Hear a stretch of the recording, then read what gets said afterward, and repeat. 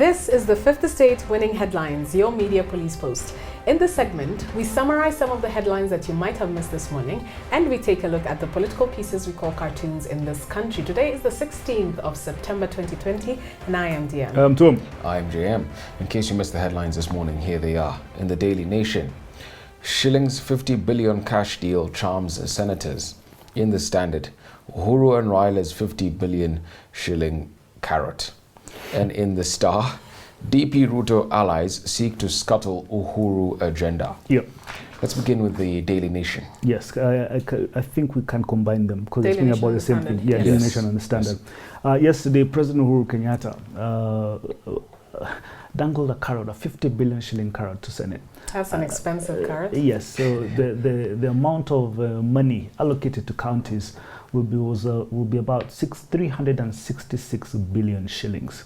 Now, Senate seemed not to agree yesterday, and new developments is that the counties, COG has initiated a county shutdown. And that county shutdown, no inpatient services will be offered, only essential outpatient services will be allowed, and all non-essential services will be suspended.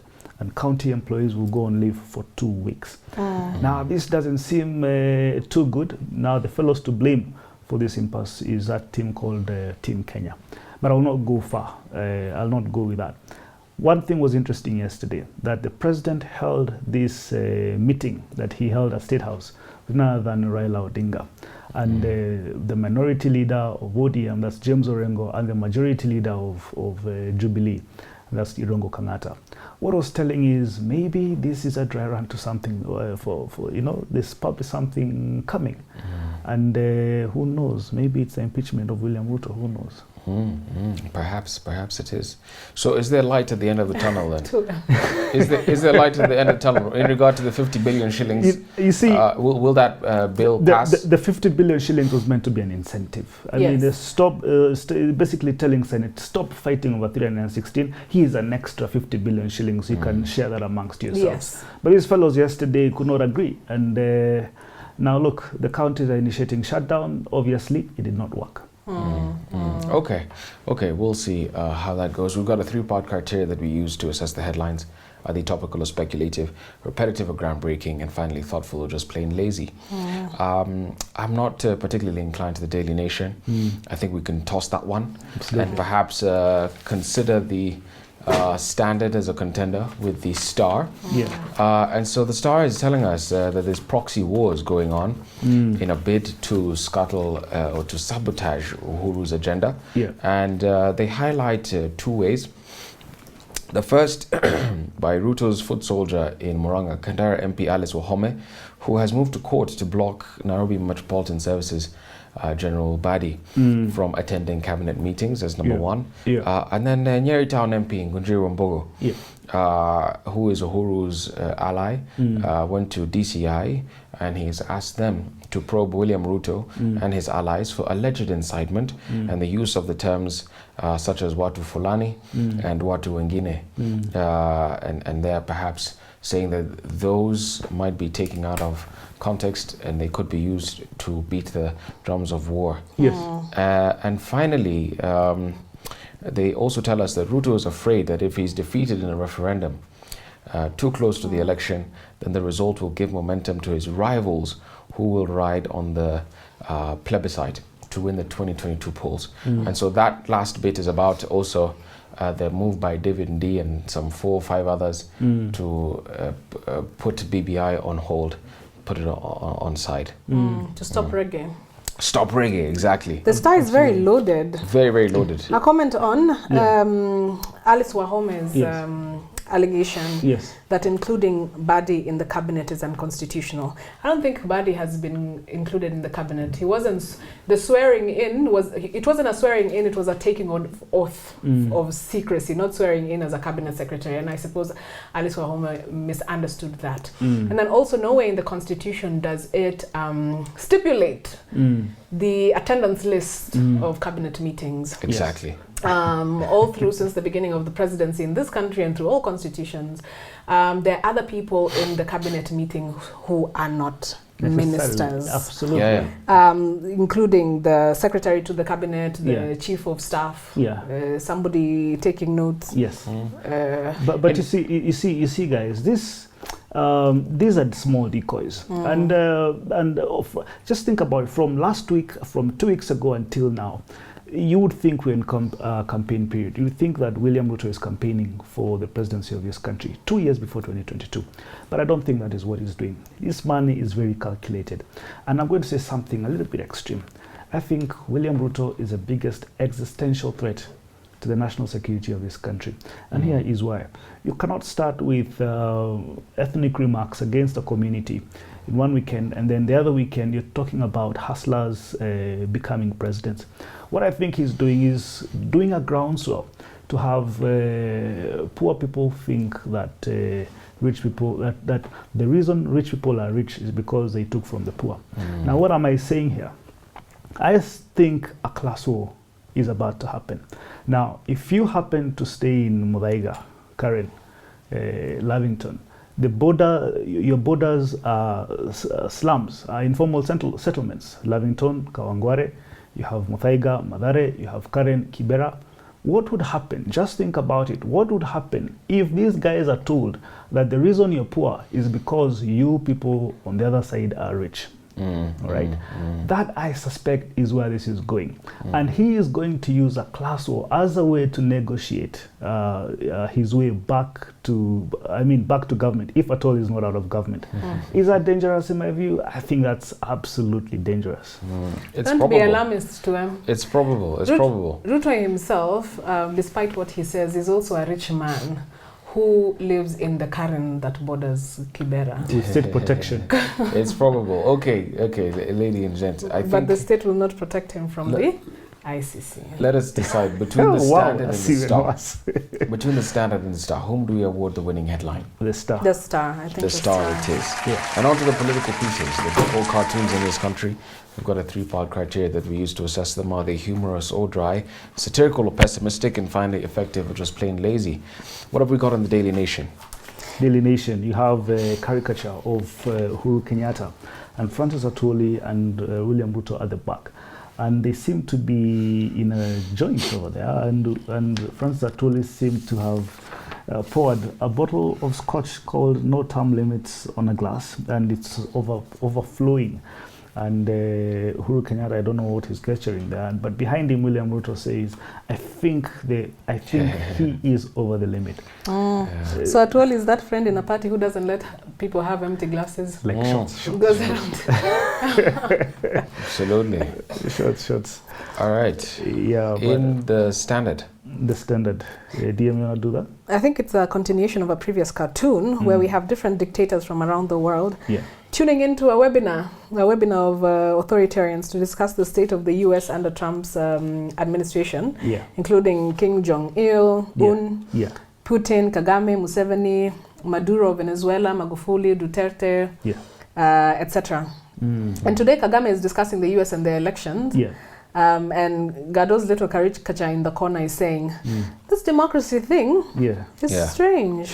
It is. These are all the people that Trump admires and wishes he could become.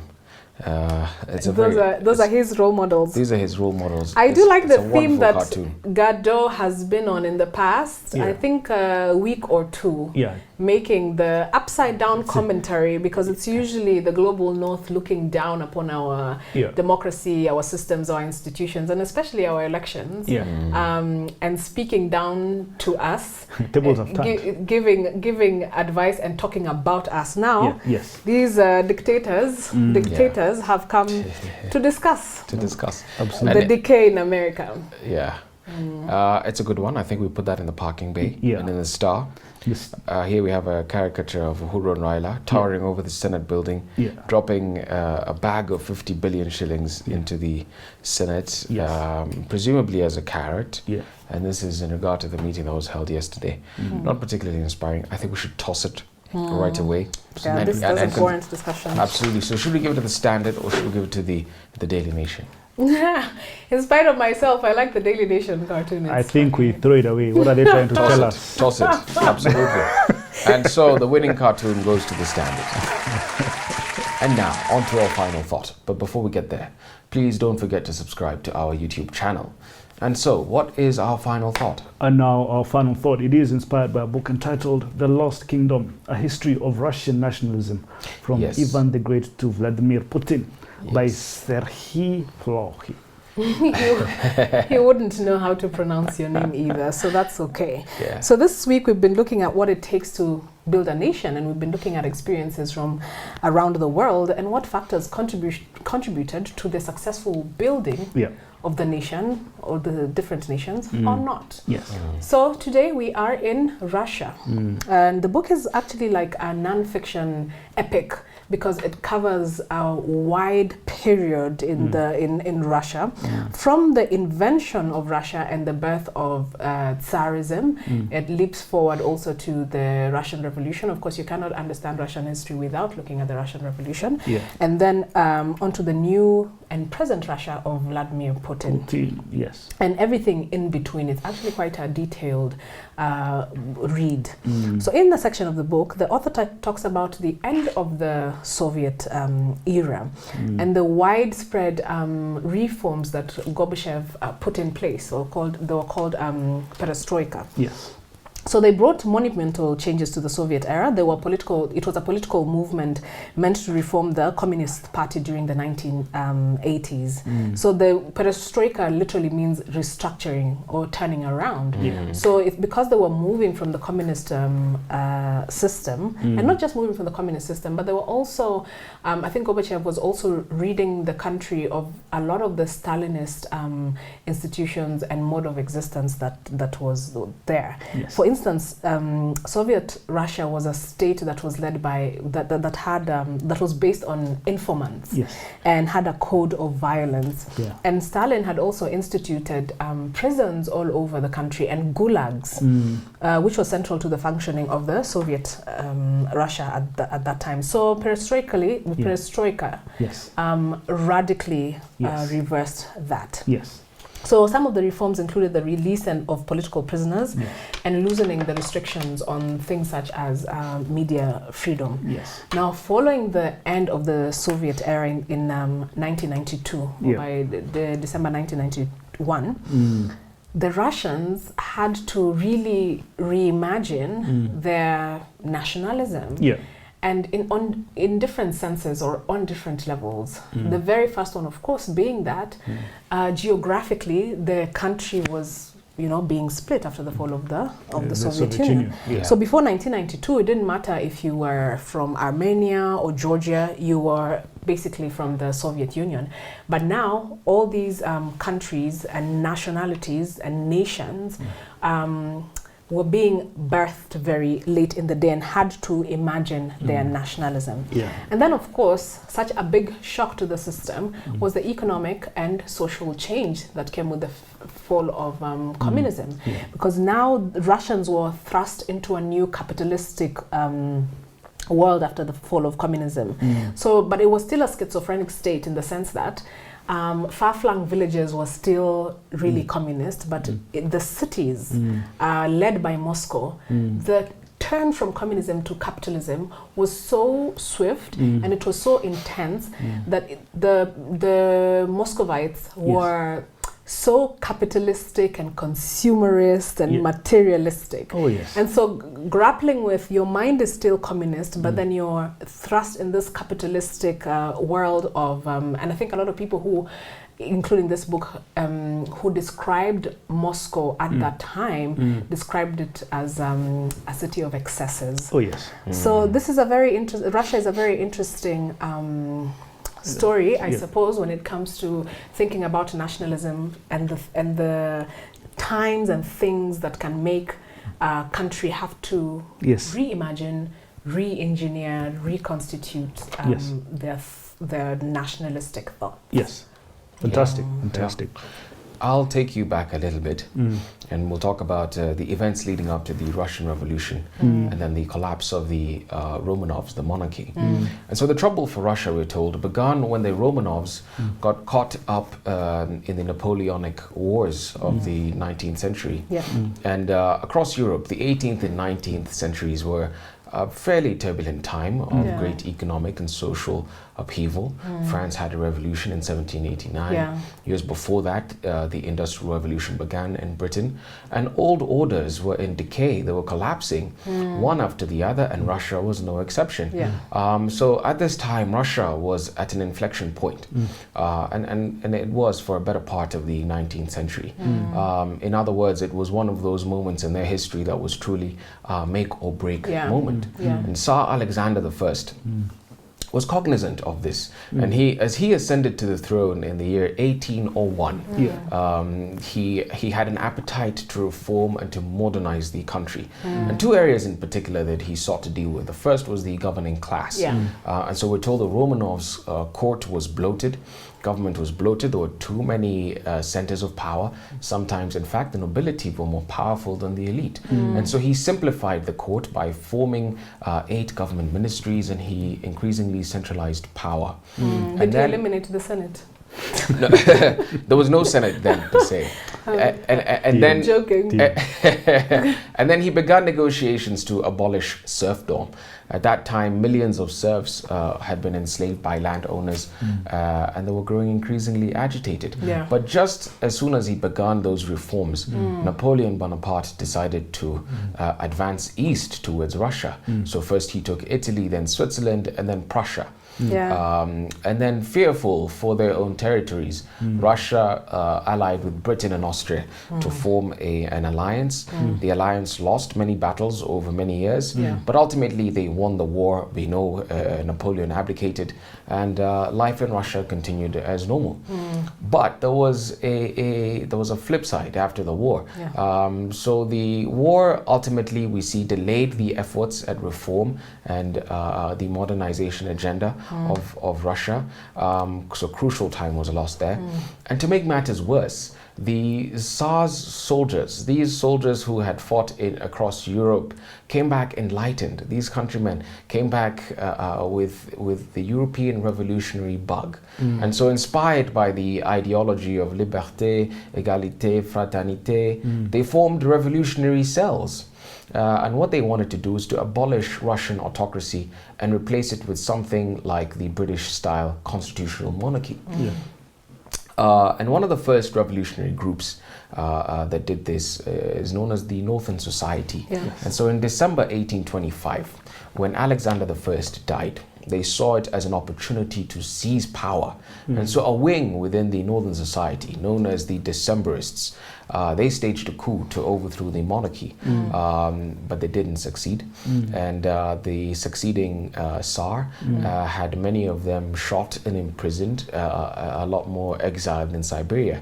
And so the monarchy basically, throughout the entire of that period, attempted very much to quash the rebellion, and they quashed very many sort of rebellions, but ultimately in 1917 we all know the Bolsheviks succeeded. The Russian Revolution happened, the Romanovs collapsed, and a new era, a new chapter in Russian history began with communism. And that's where that ends. You know, that's a fabulous history recap. Yes, you know, guys, DM and JM, this book should be read against a book called Once Upon a Time in Russia, and just to see how the evolution of, I mean, from the Tsar all the way to Vladimir Putin has happened. And if you do not think that presidents are not born in boardrooms, go read that book, Once Upon a Time in Russia. You see the kind of role the oligarchs play in the rise of Vladimir Putin.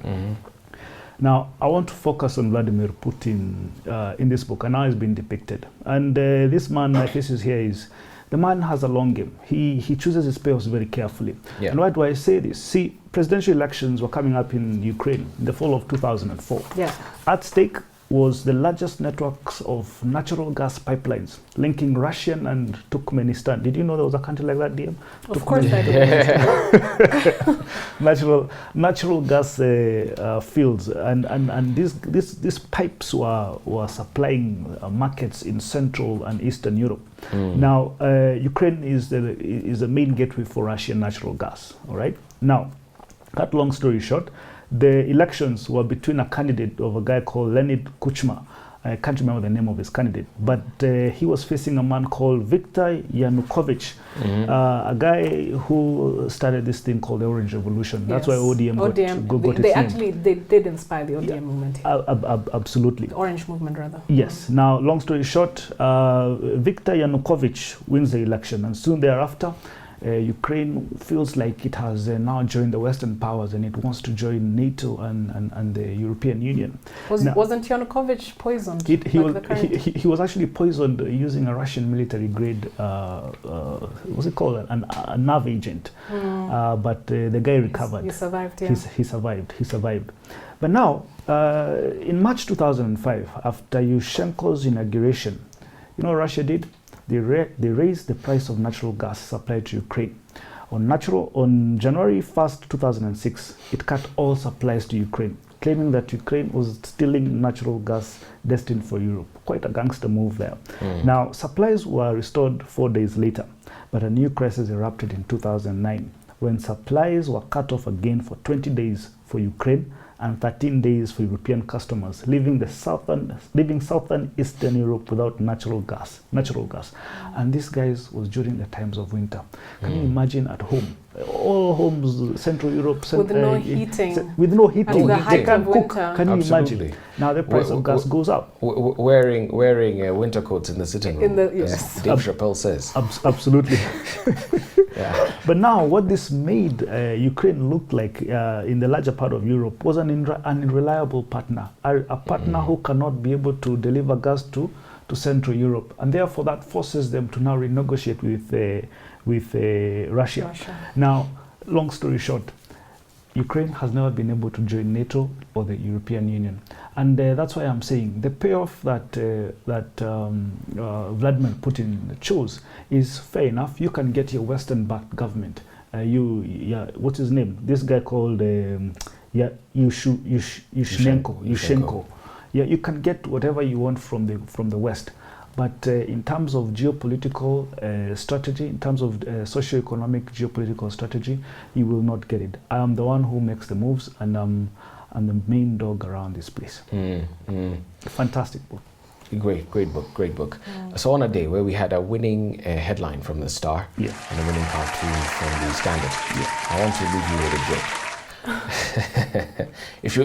if you'll allow me. At the Congress of Nations, a dispute broke out about the nationality of Adam and Eve. They were English, stated the British delegate, because only an Englishman would have been such a gentleman as to give his own rib to make a woman. Mais non, protested the French delegate.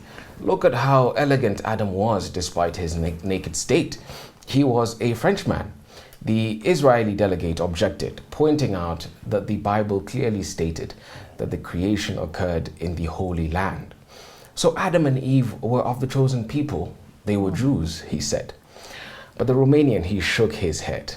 Adam and Eve could only have been Russian, he maintained, because only a Russian could eat so poorly, dress so badly, and still call it paradise.